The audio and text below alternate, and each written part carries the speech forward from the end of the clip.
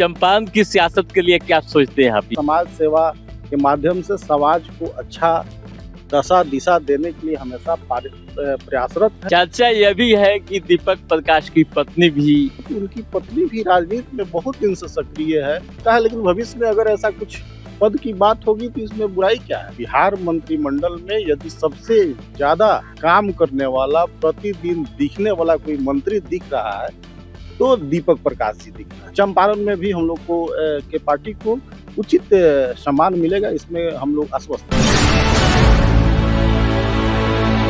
नमस्कार, आप देखना शुरू किए हैं स्टार टीवी बिहार। मैं हूं इंतजार उधर। आज के एपिसोड में बात होगी सियासत की, पॉलिटिक्स की। हमारे साथ डॉक्टर दीपक मौजूद हैं। आप जानते हैं डॉक्टर दीपक को किसी की तारीफ के मोहताज नहीं है, परिचय के मोहताज नहीं है। चंपारण की सियासत में एक नाम है, या यूं कहूं कि जब चंपारण के सियासतदानों की बातें होती हैं तो उनमें एक नाम डॉक्टर दीपक कुमार का आता है, जो वर्तमान में राष्ट्रीय लोक मोर्चा चिकित्सा प्रकोष्ठ के प्रदेश अध्यक्ष हैं और लगातार राजनीति में सक्रिय हैं। सबसे पहले मैं डॉक्टर दीपक कुमार का अभिवादन करता हूं हमसे बात करने के लिए। धन्यवाद। आपके चैनल के माध्यम से सभी दर्शकों को मोतिहारी सहित बिहार वासियों को बहुत बहुत अभिनंदन है। डॉक्टर साहब, क्या चल रहा है रालोसपा में अभी? देखिए, राष्ट्रीय लोक मोर्चा हमारी पार्टी अभी बहुत अच्छा कर रही है, सब चीज़ ठीक है।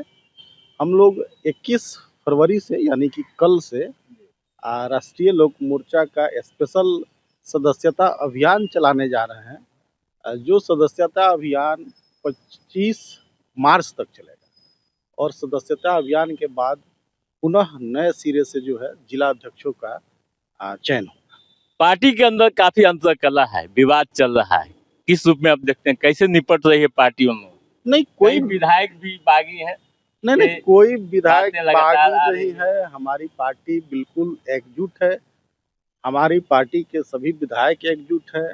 अभी हमारी पार्टी का बैठक हुआ था 18 तारीख को पटना में, जिसमें हमारे पार्टी के विधायक आलोक सिंह, जो वर्तमान में प्रदेश अध्यक्ष हैं, श्री माधव आनंद जी, जो विधायक दल के नेता हैं, स्नेहलता मैडम, हमारे मंत्री दीपक प्रकाश जी, हमारे पार्टी के राष्ट्रीय अध्यक्ष श्री उपेंद्र कुशवाहा जी, तमाम कार्यकर्ता सभी लोग मौजूद थे और उसी मीटिंग में हम लोगों ने फैसला लिया कि सदस्यता अभियान को चलाना है। कहीं कोई उपेंद्र कुशवाहा पर भी परिवारवाद का आरोप लगातार लग रहा है, किस रूप में आप देख रहे हैं, क्या कहना चाहेंगे? नहीं, परिवारवाद का आरोप बिल्कुल निराधार है। उपेंद्र कुशवाहा काफी अच्छे, सुलझे हुए, संयमित नेता हैं और परिवारवाद का आरोप लगाना बिल्कुल निराधार है, बेवजह लोग लगाते हैं। देखिए, दीपक प्रकाश जी जो मिनिस्टर बने हैं, आज के डेट में पूरे बिहार मंत्रिमंडल में यदि सबसे ज़्यादा क्षेत्र भ्रमण करने वाला, जमीन पे काम करने वाला, प्रतिदिन दिखने वाला कोई मंत्री दिख रहा है तो दीपक प्रकाश जी दिख रहे हैं। अभी कल के विधानसभा सत्र में भी देखे होंगे आप, जिस तरीके से पक्ष और विपक्ष के बीच जो है एक मामला था, जो है इलेक्ट्रिक विद्युत सौदाह गृह के मामला पे उलझा था। दीपक प्रकाश जी ने जिस परिपक्वता से उस मामला को शांत कराया, सारे बड़े नेता, दिग्गज नेता देख के दंग रह गए कि ये नौजवान नेता जो है पक्ष और विपक्ष को इतनी भारी विवाद से, यूं कहे कि चुटकी में जो है उस विवाद को सुलझा लिए। चर्चा यह भी है कि दीपक प्रकाश की पत्नी भी किसी बड़े पोस्ट पर बहुत जल्दी जाने वाली है, बात चल रही है, क्या आप कहते हैं? देखिए, चर्चाएं तो अन्यास लगाए जाते रहते हैं। जहां तक उनकी पत्नी का बात है तो उनकी पत्नी भी राजनीति में बहुत दिन से सक्रिय है। राष्ट्रीय अध्यक्ष जी जब काराकाट में चुनाव लड़ते हैं या अन्य जगह से जब भी हम लोग की राजनीतिक पार्टी का मीटिंग होता है, बैठक होता है, तो उनकी पत्नी भी राजनीति में सक्रिय हैं। अभी फिलहाल तो हम लोग को ऐसा नहीं दिखता है, लेकिन भविष्य में अगर ऐसा कुछ पद की बात होगी तो इसमें बुराई क्या है। हर आदमी को राजनीति करने का अपना अधिकार है और भारतीय लोकतंत्र में संवैधानिक अधिकार है आप हर व्यक्ति को पॉलिटिक्स करने का। वो चाहे किसी राजनेता का बेटा हो या किसान का बेटा हो या मजदूर का बेटा हो, हर आदमी के लिए भारतीय संविधान में एक नियम लागू है। राज्यसभा का चुनाव होने वाला है बिहार में, क्या उपेंद्र कुशवाहा जी फिर से जाएंगे? बिल्कुल जाएंगे। राज्यसभा की चुनाव हो रही है, हमारे एनडीए गठबंधन की तरफ से 5वीं सीट पर पेच फंस रहा है। वो सब चीज हो जाएगा, कहीं कोई इशूज नहीं है। एनडीए में सब चीज ऑल इज वेल है और निश्चित तौर पे उनका राज्यसभा का सीट कंटिन्यू होगा, उसमें कहीं कोई दिक्कत नहीं है। एकदम कंफर्म है कि बिल्कुल बिल्कुल कंफर्म है। चलिए, चंपारण की सियासत के लिए क्या सोचते हैं आप, ये भी बताइए, थोड़ा सा हम लोग बात कर लें। देखिए, हम लोग जो है राजनीति के माध्यम से, समाज सेवा के माध्यम से समाज को अच्छा दशा दिशा देने के लिए हमेशा प्रयासरत हैं। राजनीति में हम लोग सक्रिय हैं और हम लोग को पार्टी और गठबंधन की तरफ से जब भी मौका मिलेगा, चाहे वो सदन के लिए, उच्च सदन, निम्न सदन, विधानसभा, लोकसभा में भी जाने का, तो निश्चित तौर पे हम लोग लगे हुए हैं और जाएंगे, करेंगे। क्या ऐसा नहीं लगता है कि एनडीए में खासकर चंपारण की बात हो तो आपकी पार्टी पूरी तरह से उपेक्षित है, हाशिए पर है? ऐसा नहीं है। देखिए, अभी तो पूरे बिहार में हम लोग को जो है बहुत कम सीट मिला था, तो स्वाभाविक है कि बिहार में 243 विधानसभा है, 40 लोकसभा है और इतनी बड़ी जिला है, 38 जिला है। तो हम लोग को जितना सीट मिला था 6 सीट और 38 जिला में बांटना जो है, हर जिला में तो सीट मिल नहीं सकता है, तो हमें नहीं लगता कि उपेक्षित है। और समय आने पे, जब मौका, समय आगे भविष्य में आता है, तो चंपारण में भी हम लोग को के पार्टी को उचित सम्मान मिलेगा, इसमें हम लोग आश्वस्त हैं।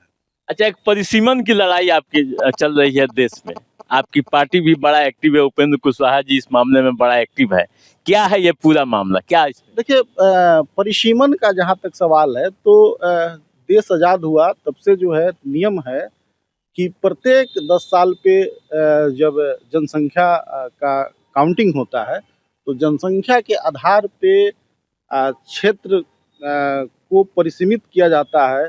लोकसभा और विधानसभा के सीटों को बढ़ाने घटाने का प्रावधान होता है।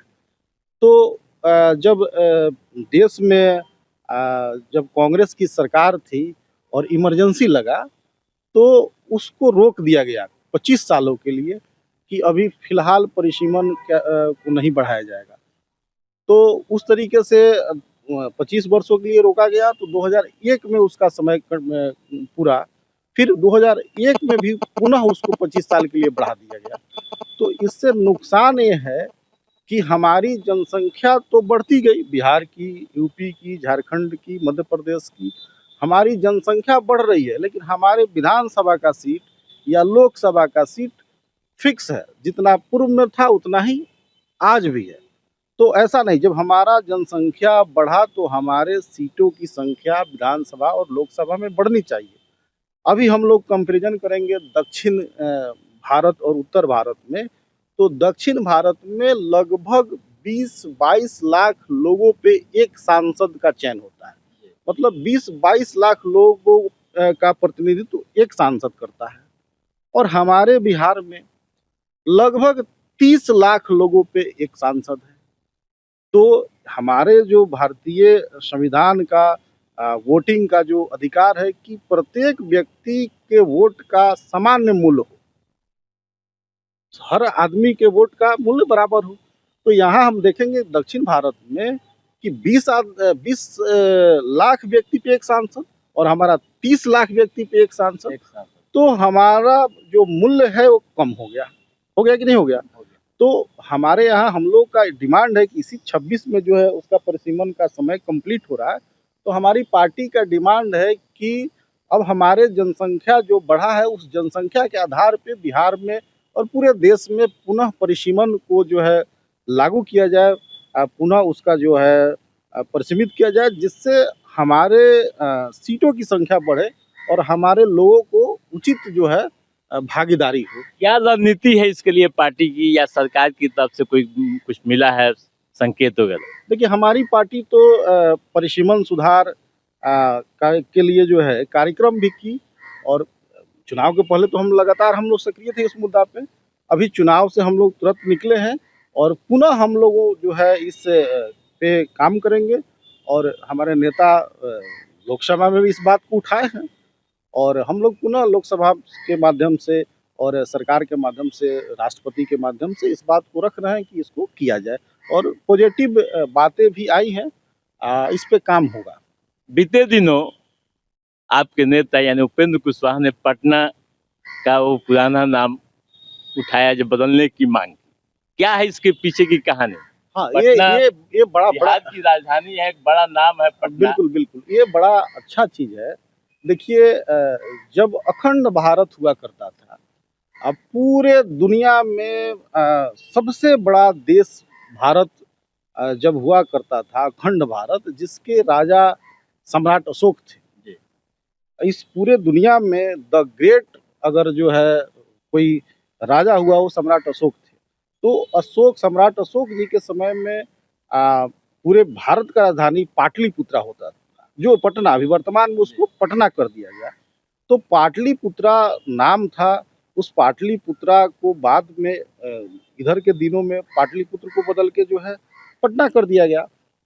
तो हम लोग समझते हैं कि पुनः पाटलिपुत्र यदि किया जाता है तो वो गौरव की बातें, या वो जो गौरवशाली इतिहास हमारे बिहार का था, जिस पाटलिपुत्र से, जिस बिहार से पूरे देश का ही नहीं जो है अखंड भारत का सत्ता संभाला जाता था, तो पाटलिपुत्र के नाम से पुनः याद हम लोग करेंगे तो बिहार के लोगों को गौरव महसूस होगा, और सम्राट अशोक की बात और पूरे देश में जो है जाएगा। तो पाटलिपुत्रा नाम होना चाहिए। पूरे बिहार के सम्मान की बात है, स्वाभिमान की बात है, बिहार के भावना की बात है। पाटलिपुत्रा तो होना चाहिए। क्या नाम बदलने से भावनाएं ठीक हो जाएंगी, सम्मान बढ़ जाएगा? बिल्कुल, हमारा इतिहास, मान लीजिए कि पटना जैसे ही पाटलिपुत्रा यहाँ नाम होगा तो लोग इतिहास को पढ़ने का प्रयास करेंगे, समझने का प्रयास करेंगे, देखने का प्रयास करेंगे कि आखिर पाटलिपुत्रा क्या है। अभी तो पटना को खोजेंगे तो बहुत कुछ इतिहास नहीं मिलेगा, लेकिन जैसे ही आप पाटलिपुत्र की बात आएगी तो इतिहास लोग पढ़ेंगे। तो स्वाभाविक है, जब इतिहास पढ़ेंगे, हमारा इतिहास जानेंगे, तभी तो हमारा सम्मान मिलेगा या नहीं मिलेगा। हम क्या है, हमारा बिहार क्या है, हमारे इतिहास को जानना जरूरी है, और जब हमारे इतिहास को जानेंगे तो सम्मान बढ़ना स्वाभाविक बात है। चलिए, चलते चलते एक और बात हो जाए। आप पार्टी चिकित्सा प्रकोष्ठ के प्रदेश अध्यक्ष हैं, दोबारा आपको अध्यक्ष बनाया गया है। चिकित्सा के क्षेत्र में जिस तरह के हालात बने हैं बिहार में, हॉस्पिटल्स या नर्सिंग होम की जो स्थिति है, आप क्या कहेंगे? देखिए, पहले जो चिकित्सा के क्षेत्र में था हम लोग के बिहार में, उसमें बहुत सारा सुधार हुआ है, लेकिन अभी भी सुधार की जरूरत है, जिस पे सरकार हमारी लगातार काम कर रही है, और निश्चित तौर पे और बेहतर बदलाव होगा। अब तो देख रहे हैं कि बिहार के सभी जिलों में, लगभग सभी जिलों में एक मेडिकल कॉलेज, अस्पताल खुल रहा है।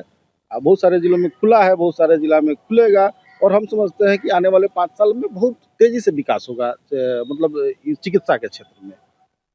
चलिए, आप हमसे बात किए, आपको इसके लिए बहुत बहुत धन्यवाद। धन्यवाद।